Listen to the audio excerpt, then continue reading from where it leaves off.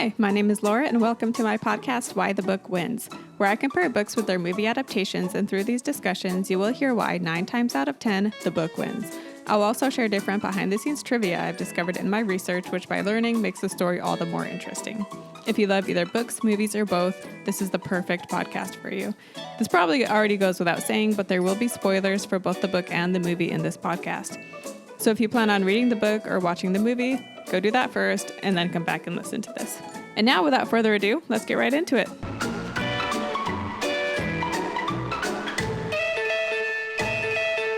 Hi, welcome back to the podcast, and thanks for tuning in.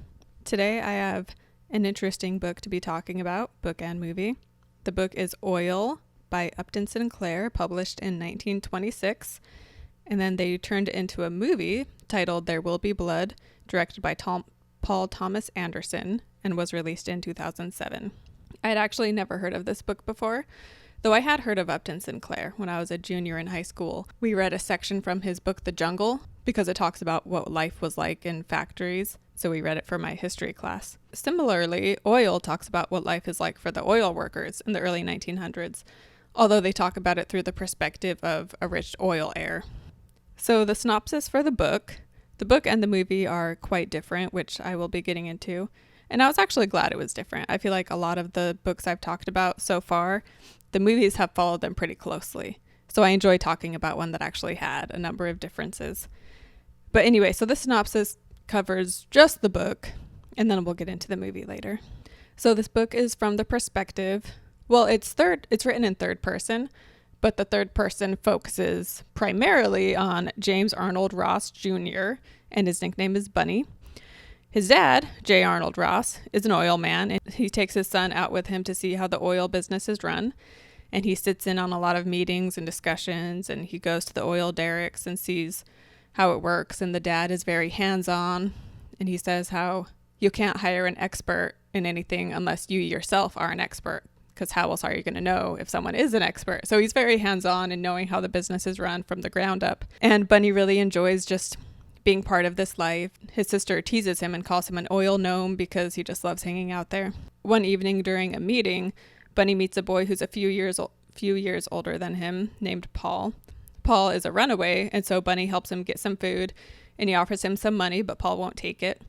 And Bunny is very taken aback by this because, the meeting he was just in was people arguing over money, and the world he's been living in, everybody's obsessed with money, and so he's very surprised at this kid who doesn't want money. And Paul tells him about his family, who are religious fanatics who roll and talk in tongues, and about his brother Eli, who claims to be able to heal people with his hands. And when he hears that the meeting was about oil, he tells Bunny that he's seen oil on his family's ranch, just sitting on top of the ground. Paul then disappears, and Bunny can't stop thinking about him and his family. And so he tells his dad that they should go on a camping trip up where so Paul's last name is Watkins. So he says they should go on a camping trip up at the Watkins ranch. And as a way to really convince his dad, he tells him that Paul told him that there's oil on the ground up there. Which, side note, in the book, this Watkins Ranch is in Paradise, California. You might recognize that name because in 2018, there were those really bad fires in California, and it burned Paradise to the ground, basically, like it just doesn't exist now. Well, maybe it's been rebuilt. I'm actually not sure. But anyway, so they go up there and they go quail hunting and they meet the Watkins. While hunting, Bunny steps in oil and he shows his dad. And so his dad decides to go and officially buy the Watkins Ranch, and he makes an offer. He's going to own it, but he's still going to lease it to them. And they were in a lot of debt. And so agreeing to this puts them in a way better financial situation. However, Bunny still feels bad about it because he knows that his dad lowballed them because his dad is going to make so much money off the oil. So even though it's helping the Watkins family, Bunny knows that really they should have been given even more money. But the dad goes around and he buys up all the surrounding land. But they just sit tight for a couple of years and they don't even do anything. They just go up there to hunt quail and camp, and that's it. But then they hear that one of the big oil companies, Excelsior Petroleum, has bought up land and is drilling.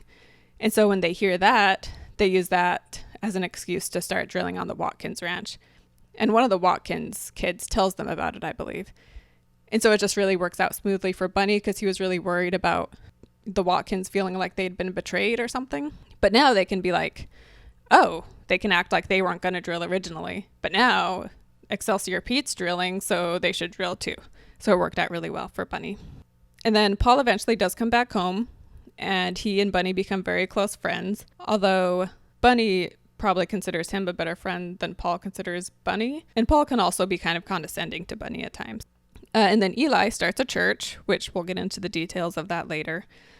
And then the well on the Watkins Ranch is bringing in a lot of money. And then eventually World War I happens, although of course they don't call it World War I, they call it the Great War, or the war to end all wars. And during that time, Paul becomes a communist, and once in college, Bunny becomes one too. And then the second half of the book then becomes about Bunny's struggle of being a communist / socialist while also being the son of a millionaire businessman and living off his dad's money. Then by the end of the book, the dad dies of natural causes, Paul is killed when a communist meeting gets raided, and Bunny starts a socialist colony, leaving his dad's oil business behind. So I loved the first half of this book. I actually thought I would get bored. I thought the beginning would start out boring and then eventually I would be drawn in. But right from the beginning, I was loving it. The way it's written, it feels like someone's just telling you a story. It's really interesting, actually.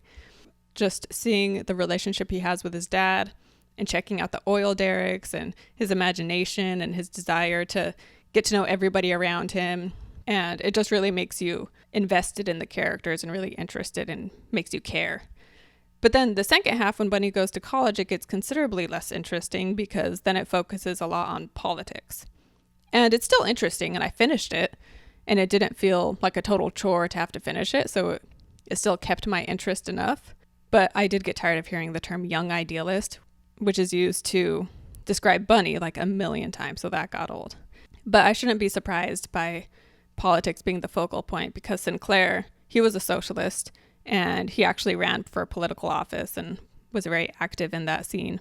An interesting thing is throughout this book, he says, through his characters, he says how, like, what a great thing Russia was doing and how inspiring they were.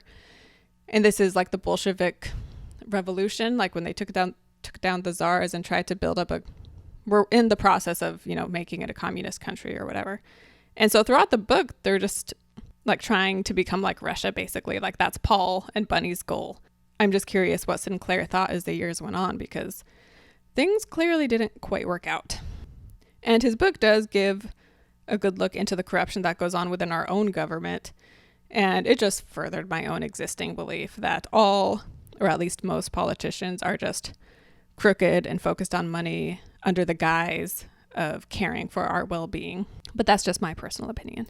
And even though I think that I would still rather live here than Russia. So with the acting in the movie, we have Daniel Day-Lewis, who stars as Daniel Plainview. And so they changed the names of the characters. So J. Arnold Ross is now Daniel Plainview. And he gives an absolutely incredible performance. And he won an Oscar for this. And it was actually his third Oscar, which is very rare to have that many. But it's well deserved because he's an amazing actor. And this movie is 2 hours and 40 minutes. And Daniel Day-Lewis is in like all but 10 minutes of the movie. There's just 2 scenes that he's not in. So it's carried on his shoulders and he does a great job. It's 2 hours and 40 minutes, which is fairly long for a movie. But not once was I looking to see what time it was to see how much time I had left because I was just so engrossed the whole time. Totally random side note just about Daniel Day-Lewis. In the 90s, he actually moved to Italy and worked as a cobbler for a couple years. So that just seems so random, but so cool. And then he, a movie producer got him to come back to America, and he was in Gangs of New York, which was his first movie after being a cobbler.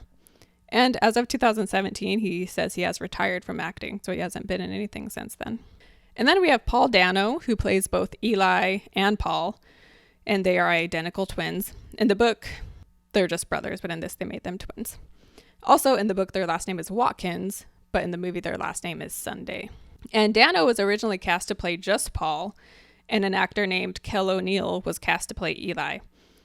However, early on, O'Neill found that working with Daniel Day-Lewis was far too intense, and he had to quit. They say that the experience was actually so traumatizing that he quit acting because of it. And his last IMDb credit is a movie from 2010. So that was 3 years after this movie came out, but he probably filmed it shortly after. Maybe he had already signed a contract or something, but he hasn't been in anything since then. I can definitely see how playing Eli in this movie, with Daniel Day-Lewis, that would be really tough. So I don't blame him for needing to quit. And maybe, he had read the script, but maybe he just totally didn't realize the intensity of their relationship, because Plainview and Eli are just constantly, trying to one up each other, like who can humiliate the other the most. Yeah, they just have this abusive relationship and just always trying to find ways to get at the other. Anyway, so when O'Neill quit, Anderson decided to cast Dano as both Eli and Paul, and he just made them be identical twins. And shooting for Eli took place just 4 days later, so Dano did not have much time to prepare, but he gives a great performance. As you know from my 12 Years a Slave podcast, I think Dano is such an underrated actor. And I'm so glad he was cast as Eli as well as Paul, because in the book, Paul is a much bigger character and Eli is more of a smaller role. But the movie, they switched it, and Paul is only in like 5 minutes of the movie, and then Eli is the other focal point. So I'm really glad he was cast in the bigger role. Daniel Day-Lewis is incredible, as I said, but Paul Dano definitely holds his own in all the sscenes he shares with him. And then we have Dylan Fraser. I think that's how you say his last name. He plays young H.W., which they switched the name once again. So in the book, his name, they called him Bunny, but in this, they call him H.W. This was his first, and as of right now, his only role he's ever had. His mom was a traffic cop, and she pulled over one of the guys working on the film.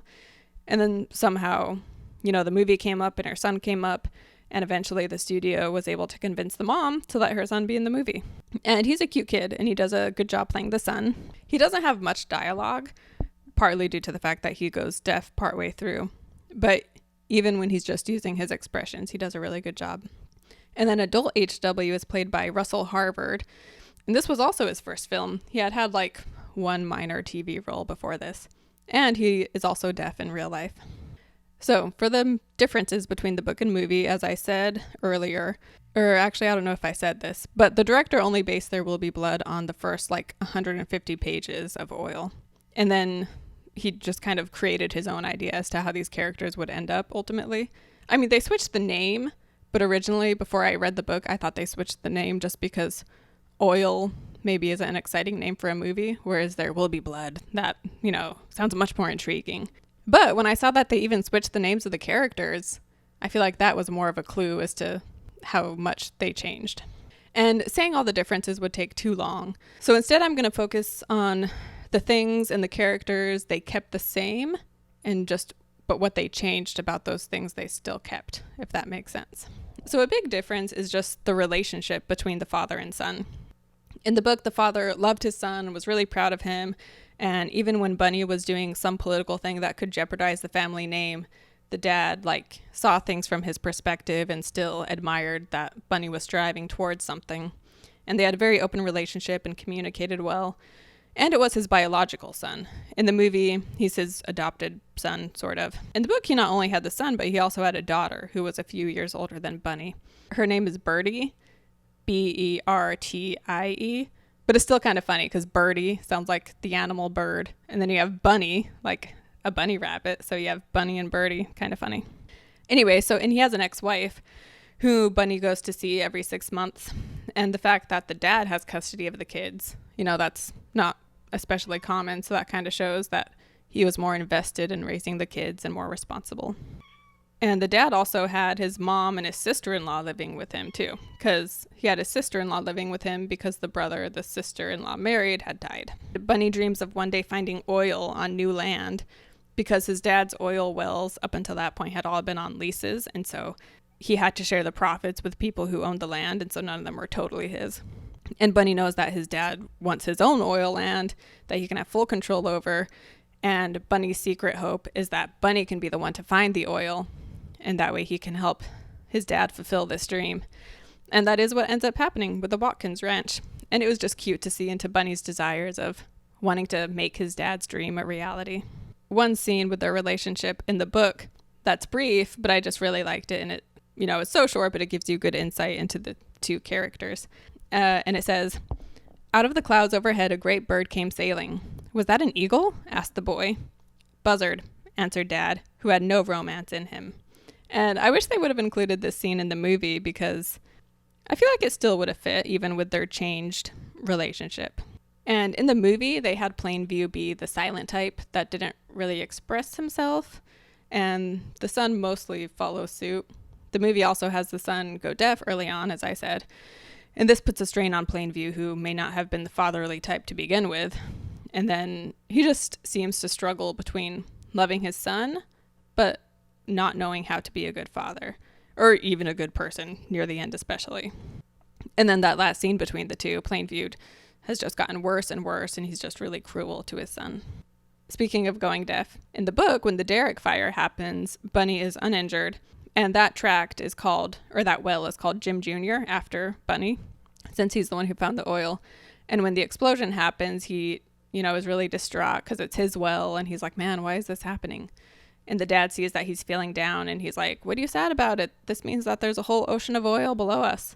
In the movie, they did keep that line, but he doesn't say it to his son. He says it to his business partner. He says it to his business partner while his son is inside with his bursted eardrums. And so just changing that right there, it just totally has a different dynamic entirely between the dad and the son. With this land, in the movie, Paul comes to Plainview and tells him that there's oil on the land in return for $500. And Plainview is skeptical, but Paul tells him that people from Standard Oil have been buying in the area. In the book, the big oil companies didn't start buying till after. And as I said in the synopsis, Paul doesn't go to Plainview to sell the information. Paul just mentions it to Bunny without, he doesn't think anything is going to happen with it. And in the movie, after this, we never see Paul again. So once again, a big difference because in the book, Paul was a constant person and was very close to Bunny. And Eli and J. Arnold Ross didn't have the relationship that they do in the movie. In the book, he doesn't trust Eli and he thinks he's full of it. However, he isn't malicious towards him, nor is Eli that way towards Ross. And before drilling, Eli unexpectedly pulls up in this fancy car and he does an impromptu blessing on the well. Whereas in the movie, he talks to Plainview the day before telling him he wants to bless it, but then on the day of, Plainview snubs him and he never lets him give the blessing. And in the book synopsis, I mentioned that the Watkins families are rollers, which means that when they're seized upon by the Holy Spirit, they'll have like seizure-like movements and they'll speak in tongues. And as Eli becomes more prominent, he has influential people tell him that he needs to stop that because people think it's weird. However, he still has members who want to do it. And so he sets up this room, this soundproof room where they can go and do that stuff. And in the movie, that whole thing was left out. And in the book, there is one part where Eli comes to Ross for money, and Ross gives it to him without a fuss. Whereas in the movie, we all know what happens when Eli approaches Plainview for money. So with that whole thing, we had Mr. Bandy, who in the book, he does hold out on selling land, but it's not really a big deal because not long after, I think the guy dies or something, and his son sells it to Ross without a fuss. In the movie, Bandy doesn't even sell him his land. He allows Plainview to build his pipeline on his land if Plainview gets baptized. So he didn't even want money. And then eventually when old man Bandy dies, Eli goes to Plainview to try to get money from him using the Bandy land oil because he doesn't think it's been drilled. There's a pipeline going through it, but it hasn't been drilled. But if you've seen the movie, this is the point where we find out that Plainview has already gotten that well. This is where we find out that Plainview has already gotten that oil. And this is the famous line, "I drink your milkshake." And if you haven't seen the movie, you most likely have heard that reference. Which, side note, Saturday Night Live did a skit called "I Drink Your Milkshake," and it is hilarious. It spoofs primarily There Will Be Blood, but they also have Anton from No Country for Old Men in it. And if you've seen both movies, I highly recommend it. It's so funny. And Bill Hader plays Daniel Plainview and he nails the voice and he's so perfect. And if you go to my site, whythebookwins.com, on my post for oil / There Will Be Blood, I have the video right there in the post. So I highly recommend it. Anyway, one more thing about Eli. In the book, he was successful and he was on the radio, which they do mention briefly in the movie. And so because he was so successful, there was only that one time early on he had to get money. And so it's never later how they have it in the movie. Then in both the book and the movie, the girl, in the movie her name is Mary, in the book her name is Ruth. But in both she tells Bunny/HW that her dad beats her. And in the movie, the way Plainview tries to help is that he names the well after her, which, as I said above, in the book, the well was named after Bunny. So he names the well after her, and then later he comments about how, her dad shouldn't be beating her anymore. And he says this while the dad is sitting in earshot.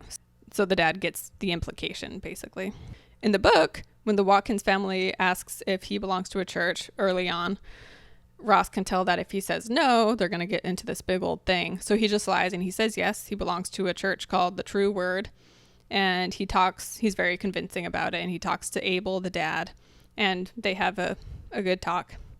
And then later on, as a way to get him to stop hitting Ruth, he decides he's going to say that there is a new revelation called Third Revelation. He's doing it to, one, make them have a kinder view of Paul because they think Paul is just this black sheep who's damned. And he and Bunny like Paul. So he wants to try to stand up for Paul while also getting the guy Abel to stop beating his kids. And so he goes over there and he starts out saying that Paul is a chosen prophet of the Third Revelation. And it's something that he claims his church of the True Word believed would happen, like it was prophesied. And he goes on a bit about this. But then Eli stands up and he's really upset. And he says that he's the chosen one, not Paul. And Eli goes on this big rant, and pretty soon he and his parents are rolling and speaking in tongues. And so that's what basically starts Eli wanting to start his Church of the Third Revelation.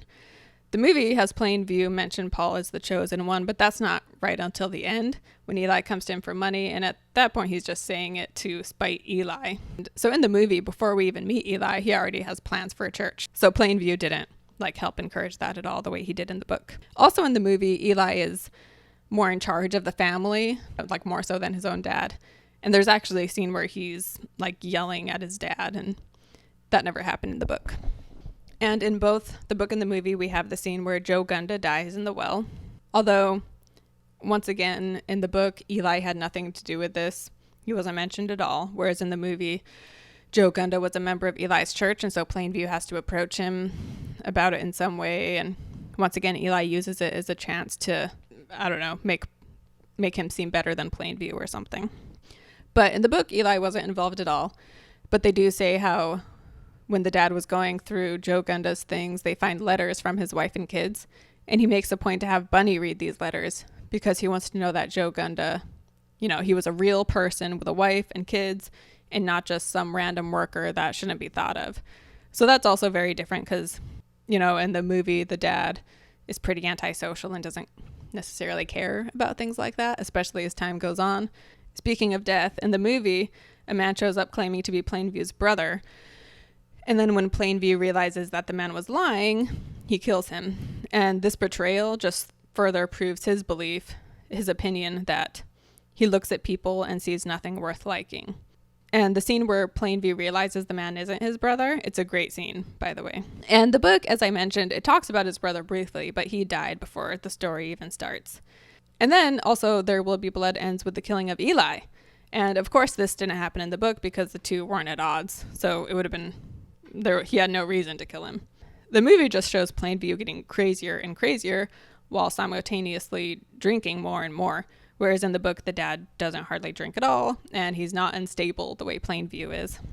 Then in the movie, an oil strike is very briefly mentioned. But in the book, this was a much bigger deal. And Paul was a big part of it because he wanted to form a workers' union. And Bunny was in the middle because he was on the side of the workers, yet he was the boss's son. In the end of the movie, we see adult HW marrying Mary, the sister of Paul and Eli.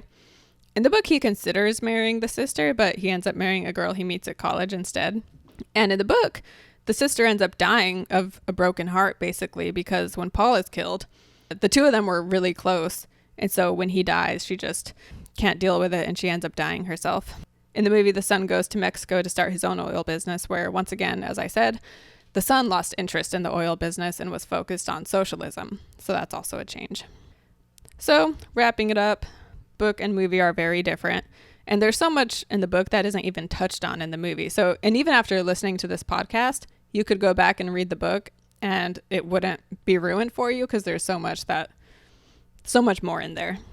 But main difference is that they made Eli and Plainview the focal points and made Plainview way more extreme and crazy. I don't know if I would say they made Eli more extreme. I feel like, they made his character bigger and they added the feud between the two of them. But the character was pretty out there in the book as well as the movie. And then we have the role of HW, which was smaller because, as I said, the book was from his perspective. And so they made that smaller in the movie, although he's still an important character, and he's the one ray of hope you have in the movie, because obviously Eli and Plainview are not likable. Ultimately, between the book and the movie, even though I would definitely recommend the first half of Oil, and may as well try to read the second half too and see if you like it. But the first half is really good. But ultimately, the movie is still far superior. It had actually been 12 years since I last saw it, which it's insane that 2008. It's already been 12 years. It's crazy. But anyway, I don't know why I wasn't watching it more in those 12 years because it's so good. It was nominated for Best Picture, but No Country for Old Men ended up winning. And at the time, I thought that was a good choice. I like No Country better. But now I've changed my mind and I think There Will Be Blood should have won. And No Country is a great movie, but this one is just perfect in every way. It did win the Oscar for cinematography, thank goodness, because every shot is so beautiful. And the acting by everyone, large and small, is perfect. And the scenes, they have scenes that make you feel awkward. Like we're in the restaurant. They're in the restaurant and the guy from Standard Oil comes in. And Plainview is going to make a scene and it's so uncomfortable. But it's just so well done. Not to mention the scene where Daniel Plainview gets baptized, showing that he's just going to do whatever it takes to get what he wants. Followed later by Eli denouncing his religion in order to get what he wants. And there's just so many scenes I could mention, but as I've said, just the entire movie is one giant masterpiece. And when the credits start rolling, I just feel this euphoric high I get after watching a great movie. Movies like this are the ones that inspire me, not because it's an inspiring story, because definitely not a feel-good movie. But it inspires me because the director and everyone involved is clearly doing something that they love and they've worked hard at and they've put all of themselves into, and just people that are really dedicated to their craft. And if you haven't seen this movie, or if it's been a long time since you've seen it, go watch it and then come back here and tell me if I hyped it up too much or if it really is as good as I'm saying. Also, make sure you watch that SNL skit and let me know how you like that too. And that about wraps it up for Oil / There Will Be Blood. Let me know your thoughts. If you've read the book or seen the movie, like I said, let me know what you think. Thanks for listening. If you have any comments, questions, or suggestions, head over to my site, whythebookwins.com. You can leave a comment there and I will be sure to reply. You can also find me on Instagram under the same name, Why the Book Wins, and you can message me there and don't forget to follow. And also don't forget to subscribe to my podcast and join me next Wednesday for the newest episode of Why the Book Wins.